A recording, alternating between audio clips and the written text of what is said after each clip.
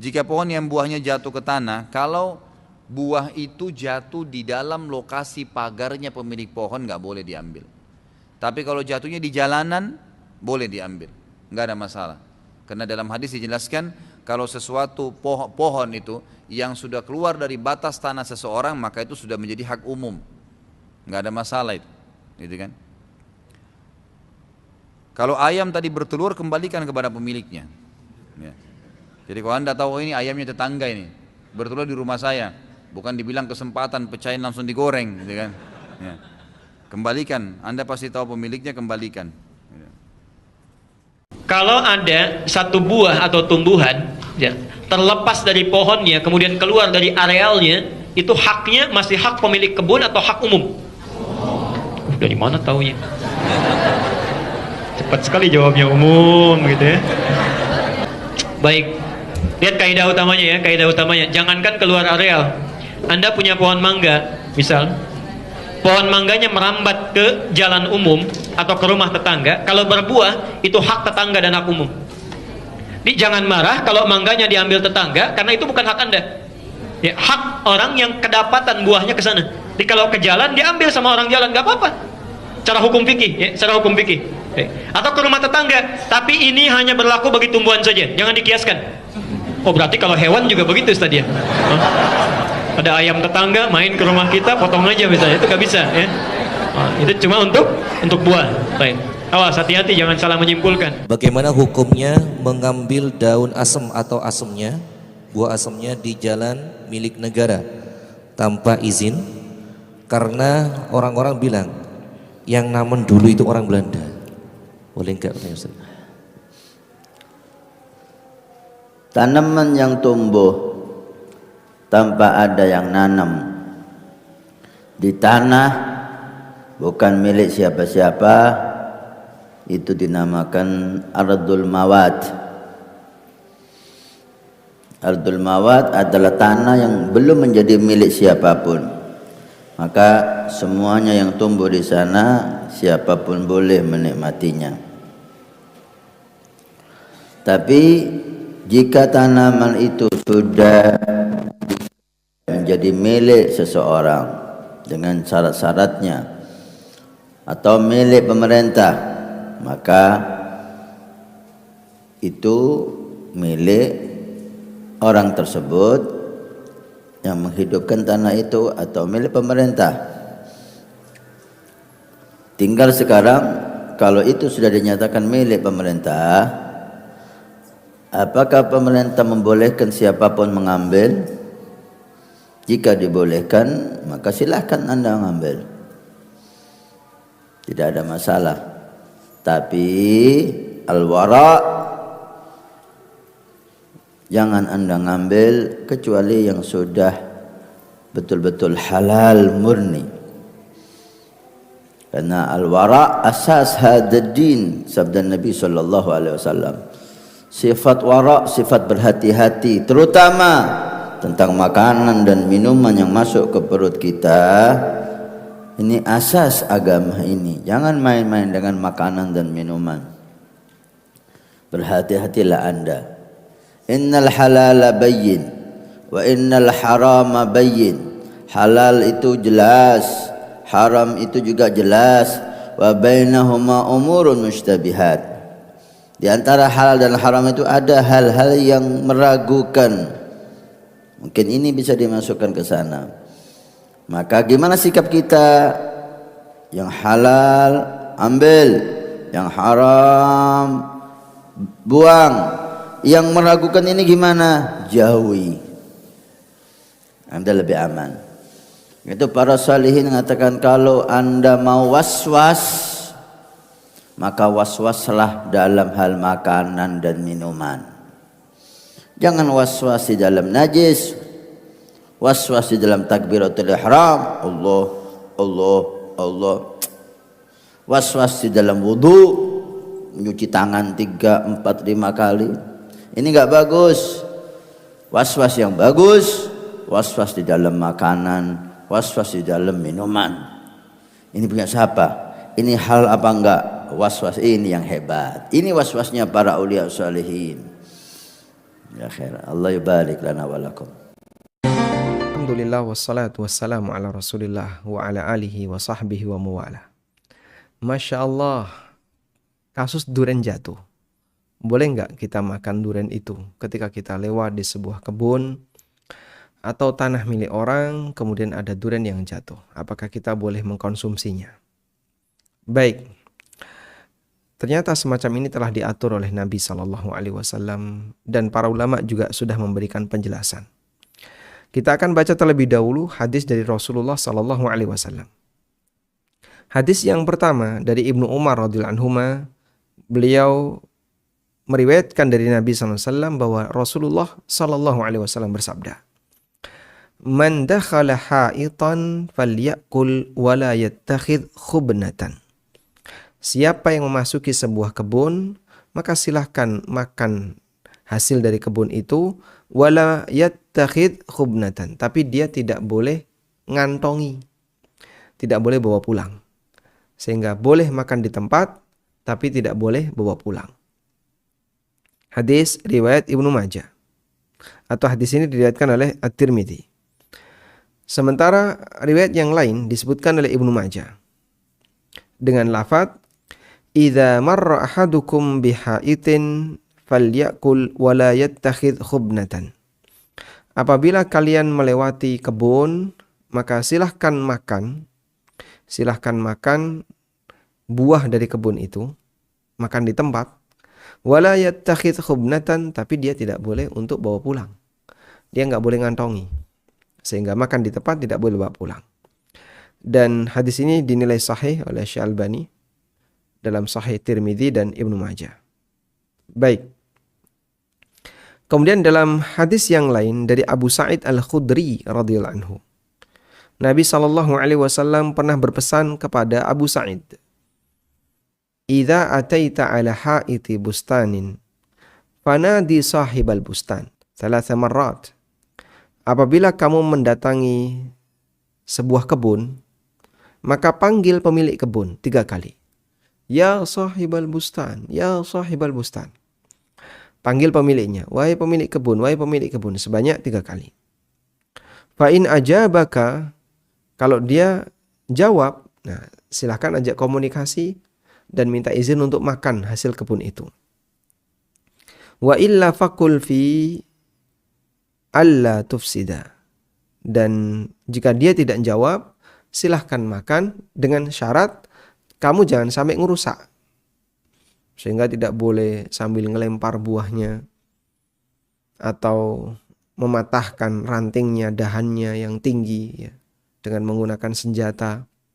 Itu tidak boleh. Tapi kalau cuma makan, sebagian ngambil yang jatuh, hukumnya boleh. Hadis sahih riwayat Ibnu Majah. Baik. Dari semua hadis ini, maka para ulama memberikan kesimpulan bahwa diperbolehkan untuk makan buah yang jatuh atau ngambil buah di kebun orang. Nah, selanjutnya mereka berbeda pendapat. Apakah ada syarat dan ketentuan mengenai izin akan hal ini? Ulama berbeda pendapat dalam hal ini. Pendapat yang pertama mengatakan bahwa seperti ini boleh apabila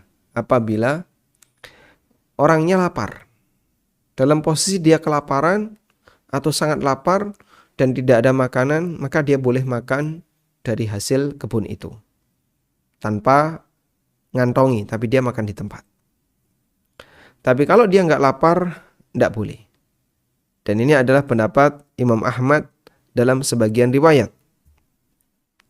Sehingga beliau pernah ditanya, apakah diperbolehkan orang makan hasil atau buah yang berada di bawah kebun, yang berada di kebun?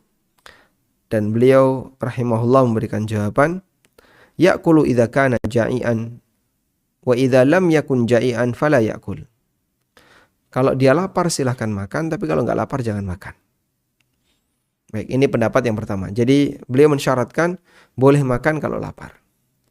Kemudian pendapat yang kedua mengatakan yang boleh makan adalah apabila kebunnya itu terbuka, nggak ada pagar, bahkan bisa dilewati orang, maka makan di tempat buah dari kebun itu hukumnya boleh. Dan ini merupakan keterangan banyak ulama seperti yang disampaikan oleh Ibnu Qudamah. Termasuk di antaranya adalah pendapat yang diriwayatkan dari Ibnu Abbas. Beliau pernah mengatakan, "In kana 'alaiha haitun fahuwa harim, fala ya'kul." Kalau kebun itu ada pagarnya, berarti ini kan batas, maka jangan dimakan. Karena itu isyarat menunjukkan bahwasanya yang bersangkutan adalah orang yang pelit, nggak ridho dengan ini. Wa illam yakun 'alaiha ha'id. Tapi kalau tidak ada pagernya, alias siapapun bisa mengakses, fala ba'sa, maka nggak masalah untuk makan buah dari kebun itu. Ini keterangan Ibnu Abbas sebagaimana dikutip oleh Ibnu Qudamah dalam Al-Mughni. Ini syarat yang kedua atau pendapat yang kedua. Kemudian ada pendapat yang ketiga. Pendapat ketiga mengatakan bahwa kalau dilihat dari hadis, syarat seperti ini nggak ada. Baik kebunnya itu dipagari maupun tidak dipagari, baik lapar maupun tidak lapar, sebenarnya syarat ini nggak ada. Artinya orang boleh masuk ke kebun, baik dipagari maupun tidak dipagari dan makan darinya, tapi dengan ketentuan. Yang pertama, tidak boleh bawa pulang. Tidak boleh dikantongi bawa pulang. Apalagi dijual, tidak boleh. Yang kedua, sehingga bolehnya hanya makan di tempat. Yang kedua, hanya boleh makan di tempat. Kemudian yang ketiga, sudah berusaha untuk mencari pemiliknya. Yang tadi diisyaratkan oleh Nabi SAW, fanadi sahibahu thalatha marrat. Silakan panggil pemiliknya 3 kali. Ya sahibal bustan, ya sahibal bustan. Kalau ada jawaban, silahkan berkomunikasi. Kalau tidak ada, silahkan makan, tapi tidak boleh bawa pulang. Itu persyaratan 3 syarat di mana orang boleh mengkonsumsi buah jatuh di kebun orang lain. Baik, dengan 3 syarat ini, yang ini merupakan pendapat yang ketiga, maka insya Allah bagi orang yang kedapatan durian jatuh dan dia sudah manggil pemiliknya nggak nemu, kemudian dia juga nggak ngantongi, dia hanya makan di tempat, insya Allah tidak masalah. Dan insya Allah pendapat yang ketiga ini yang lebih kuat, sebagaimana keterangan yang disampaikan oleh Syekh Ibnu Utsaimin rahimahullah, seperti yang dicantumkan dalam Asy-Syarhul Mumti'. Demikian, semoga Mas Mitra bisa menikmati duriannya, ya. Demikian, wassallallahu ala nabiyyina Muhammadin wa ala alihi wa sahbihi wasallam. Jika pohon yang buahnya jatuh ke tanah, kalau buah itu jatuh di dalam lokasi pagarnya pemilik pohon, nggak boleh diambil. Tapi kalau jatuhnya di jalanan, boleh diambil, nggak ada masalah. Karena dalam hadis dijelaskan, kalau sesuatu pohon itu yang sudah keluar dari batas tanah seseorang, maka itu sudah menjadi hak umum, nggak ada masalah itu, gitu kan? Kalau ayam tadi bertelur, kembalikan kepada pemiliknya. Ya. Jadi kalau anda tahu ini ayamnya tetangga ini, bertelur di rumah saya, bukan dibilang kesempatan pecahin langsung digoreng, gitu kan? Ya. Kembalikan, anda pasti tahu pemiliknya, kembalikan. Ya Habibi ya Muhammad. Bagaimana hukumnya mengambil daun asem atau asemnya, buah asemnya di jalan milik negara tanpa izin? Karena orang-orang bilang yang namen dulu itu orang Belanda. Boleh enggak Ustaz? Tanaman yang tumbuh tanpa ada yang nanam di tanah, bukan milik siapa-siapa, itu dinamakan ardul mawad. Ardul mawad adalah tanah yang belum menjadi milik siapapun, maka semuanya yang tumbuh di sana siapapun boleh menikmatinya. Tapi jika tanaman itu sudah menjadi milik seseorang dengan syarat-syaratnya atau milik pemerintah, maka itu milik orang tersebut yang menghidupkan tanah itu atau milik pemerintah. Tinggal sekarang kalau itu sudah dinyatakan milik pemerintah, apakah pemerintah membolehkan siapapun mengambil? Jika dibolehkan, maka silahkan Anda mengambil. Tidak ada masalah. Tapi al-wara, jangan Anda ngambil kecuali yang sudah betul-betul halal murni. Karena al-wara asas hadad din, sabda Nabi sallallahu alaihi wasallam. Sifat wara, sifat berhati-hati, terutama tentang makanan dan minuman yang masuk ke perut kita. Ini asas agama ini. Jangan main-main dengan makanan dan minuman. Berhati-hatilah Anda. Innal halala bayyin wa innal harama bayyin. Halal itu jelas, haram itu juga jelas. Wa bainahuma umurun mushtabihat. Di antara halal dan haram itu ada hal-hal yang meragukan. Mungkin ini bisa dimasukkan ke sana.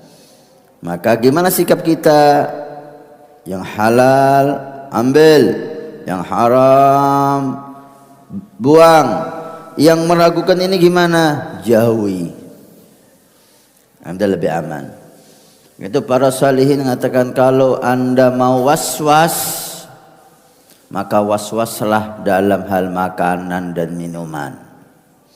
Jangan was-was di dalam najis, was-was di dalam takbiratul ihram, Allah, Allah, Allah. Was-was di dalam wudu, mencuci tangan 3, 4, 5 kali. Ini enggak bagus. Was-was yang bagus, was-was di dalam makanan, was-was di dalam minuman. Ini punya siapa? Ini hal apa enggak? Was-was ini yang hebat. Ini was-wasnya para aulia salihin. Ya khair. Allah yubarik lana wa lakum.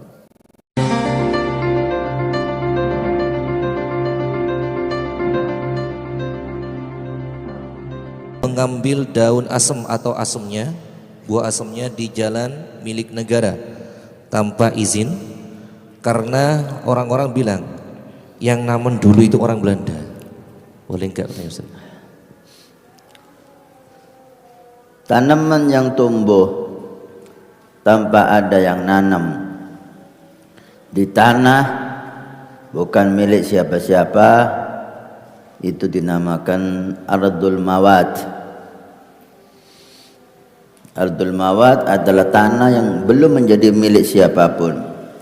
Maka semuanya yang tumbuh di sana siapapun boleh menikmatinya. Tapi jika tanaman itu sudah menjadi milik seseorang dengan syarat-syaratnya atau milik pemerintah, maka itu milik orang tersebut yang menghidupkan tanah itu atau milik pemerintah. Tinggal sekarang kalau itu sudah dinyatakan milik pemerintah, apakah pemerintah membolehkan siapapun mengambil? Jika dibolehkan, maka silahkan Anda mengambil. Tidak ada masalah. Tapi al-wara, jangan Anda ngambil kecuali yang sudah betul-betul halal murni. Karena al-wara asas hadad din, sabda Nabi sallallahu alaihi wasallam. Sifat wara, sifat berhati-hati, terutama tentang makanan dan minuman yang masuk ke perut kita. Ini asas agama ini. Jangan main-main dengan makanan dan minuman. Berhati-hatilah Anda. Innal halala bayyin wa innal harama bayyin. Halal itu jelas, haram itu juga jelas. Wa bainahuma umurun mushtabihat. Di antara halal dan haram itu ada hal-hal yang meragukan. Mungkin ini bisa dimasukkan ke sana. Maka gimana sikap kita? Yang halal ambil, yang haram buang. Yang meragukan ini gimana? Jauhi. Anda lebih aman. Itu para salihin mengatakan kalau Anda mau was-was, maka waswaslah dalam hal makanan dan minuman. Jangan waswas di dalam najis, waswas di dalam takbiratul ihram, Allah, Allah, Allah. Was-was di dalam wudu, mencuci tangan 3, 4, 5 kali. Ini enggak bagus. Was-was yang bagus, was-was di dalam makanan, was-was di dalam minuman. Ini punya siapa? Ini hal apa enggak? Was-was ini yang hebat. Ini was-wasnya para aulia salihin. Ya khair. Allah yubarik lana wa lakum.